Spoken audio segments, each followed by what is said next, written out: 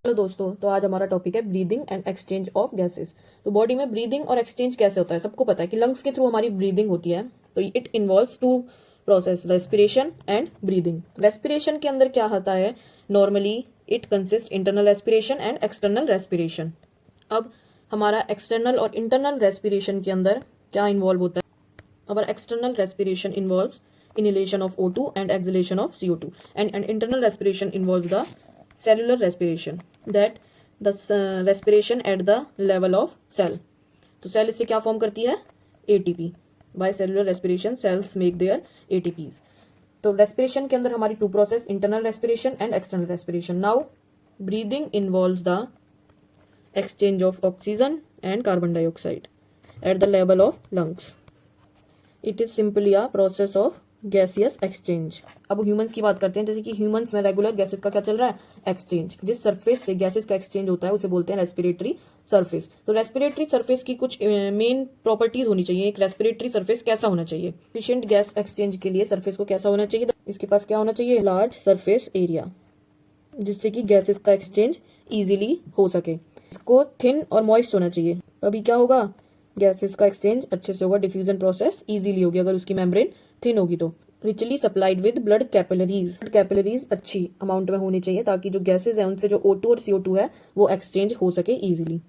Permeable to respiratory gases, जिससे कि क्या हो, आसानी से गैसेस एक्सचेंज हो सके, परमिएबल हो वो गैसेस को एक्सचेंज करने में। तो it starts with nasal cavity.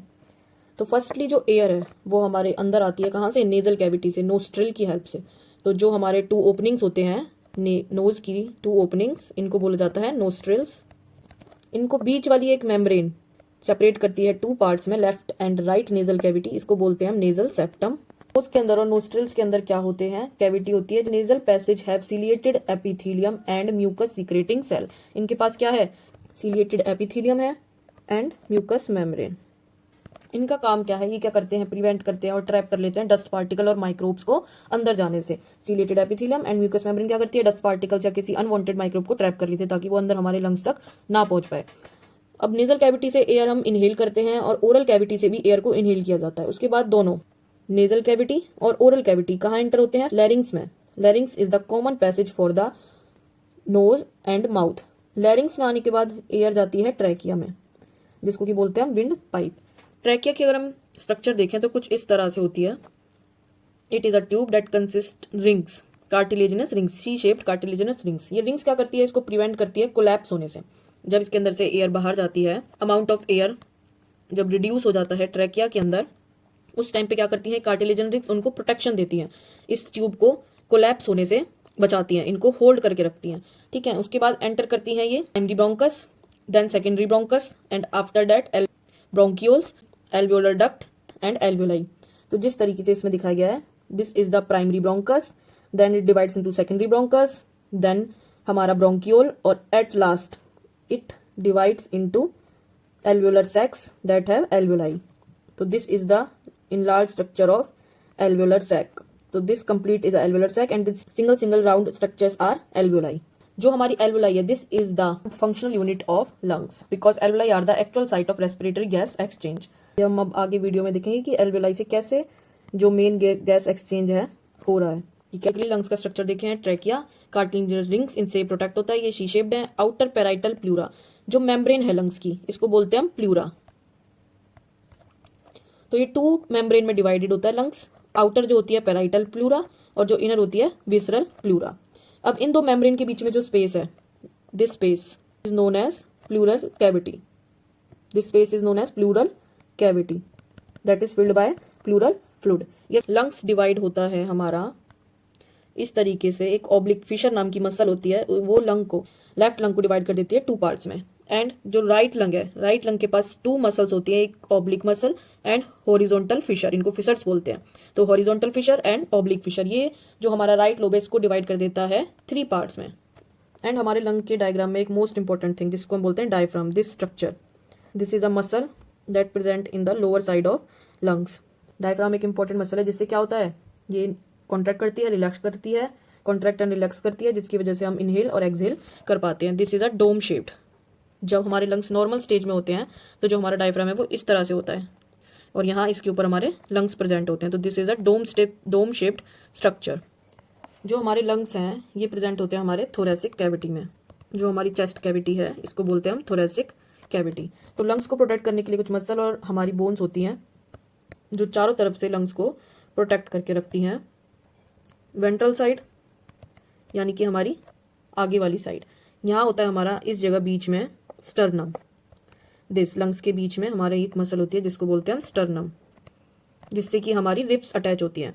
यहाँ से इस तरीके से जो हमारी रिब्स होती हैं स्टर्नम से अटैच होती हैं, ये प्रोटेक्ट करती हैं लंग्स को। सेकंड हमारा डोर्सल साइड यानी कि हमारी बैक वाली साइड, यहाँ होती है हमारी वर्टिब्रल कॉलम। आफ्टर दैट हमारी लोअर साइड, लंग्स की लोअर साइड, यहाँ प्रेजेंट है हमारा डायफ्राम। एंड हमारी लेटरल साइड, जैसे कि अभी हमने देखा स्टर्नम से रिब्स अटैच हैं, तो ये लेटरल साइड यानी कि साइडों में जा रही है इस तरह से पीछे तक इस तरह से। तो जो हमारी लेटरल साइड्स है इसको प्रोटेक्ट कौन करता है? लंग्स की लेटरल साइड्स को प्रोटेक्ट करती है हमारी रिब्स। तो sternum, vertebral column and diaphragm and ribs together forms rib cage. ये चारों तरफ से पैक हो गया और ये करते हैं किसका? लंग्स का protection.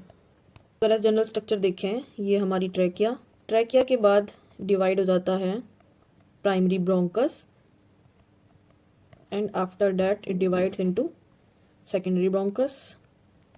This is our left primary bronchus and then secondary bronchus, after that tertiary bronchus, and finally it divides into the bronchiole. This is bronchiole and bronchiole into the alveolar sac. Alveolar sac has alveoli and in alveoli के पास क्या होता है? highly blood capillaries, highly supplied by, and these alveoli highly supplied by blood capillaries. Main gases का exchange होता है। तो जो हमारी ऑक्सीजन और कार्बन डाइऑक्साइड है, ऑक्सीजन आती है ट्रैकिया के through, then primary bronchus, secondary bronchus, tertiary bronchus, after that bronchiole and ultimately to the alveolar sac. Alveolar sac से एल्वुलाइज के पास। एल्वुलाइज क्या करती हैं? This is a single alveoli that is supplied by blood capillaries. जो हमारी alveoli है इनके पास बाहर से क्या आई है? ऑक्सीजन। तो ऑक्सीजन ज़्यादा एल्वुलाई में, वो अपना क्या करती हैं? एल्वुलाई से ऑक्सीजन दे देती हैं ब्लड के अंदर, ब्लड हो जाता है ऑक्सीजनेटेड। एंड जो कार्बन डाइऑक्साइड है वो ब्लड में से कहाँ चला जाता है? वापस से एल्वुलाइज में। एंड आफ्टर दैट एल्वुलाइज में जाने के बाद वो फिर से इन्हीं ब्रांचेस के थ्रू बाहर एक्सेल कर दिया जाता है। ऑक्सीजन लेने की process inhalation and carbon dioxide release करने की process exhalation. So in next video, we will study about inhalation and exhalation, which muscles require for exhalation, inhalation, and how this process occurs in the human lungs. So if you like the video, please like and subscribe.